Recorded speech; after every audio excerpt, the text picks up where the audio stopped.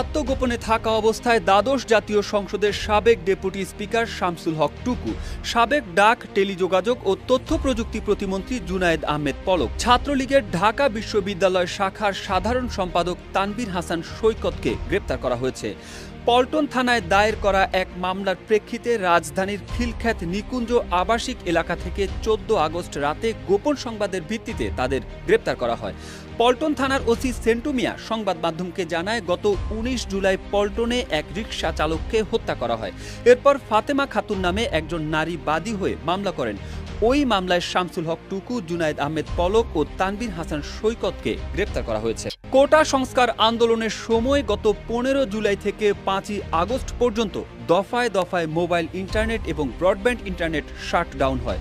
ডাক ও টেলিযোগাযোগ বিভাগের প্রশাসনিক অনুমোদন ছাড়া কেবল সাবেক প্রতিমন্ত্রী জুনায়েদ আহমেদ পলকের মৌখিক নির্দেশেই তা বাস্তবায়ন করেন বিটিআরসির চেয়ারম্যান প্রকৌশলী মোহাম্মদ মহিউদ্দিন আহমেদ।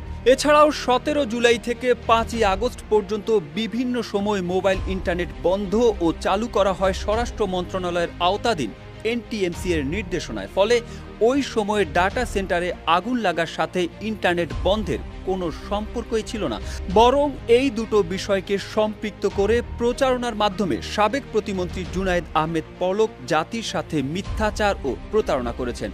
মঙ্গলবার অন্তর্বর্তীকালীন সরকারের ডাক, টেলিযোগাযোগ ও তথ্য প্রযুক্তি উপদেষ্টা নাহিদ ইসলামের নির্দেশে 7 সদস্য বিশিষ্ট এক তদন্ত কমিটি গঠিত হয়।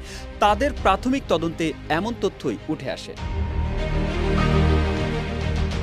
এর আগে বৈষম্য বিরোধী ছাত্র আন্দোলনকে কেন্দ্র করে সংঘর্ষে 2 জন নিহতের ঘটনায় নিউ মার্কেট থানায় হওয়া মামলায় সাবেক প্রধানমন্ত্রীর বেসরকারি শিল্প উপদেষ্টা সালমান এফ রহমান ও সাবেক আইনমন্ত্রী আনিসুল হককে গ্রেপ্তার করা হয়। মঙ্গলবার নৌপথে পালানোর সময় গোপন তথ্যের ভিত্তিতে সালমান এফ রহমান ও সাবেক আইনমন্ত্রী আনিসুল হককে গ্রেপ্তার করে কোস্টগার্ড।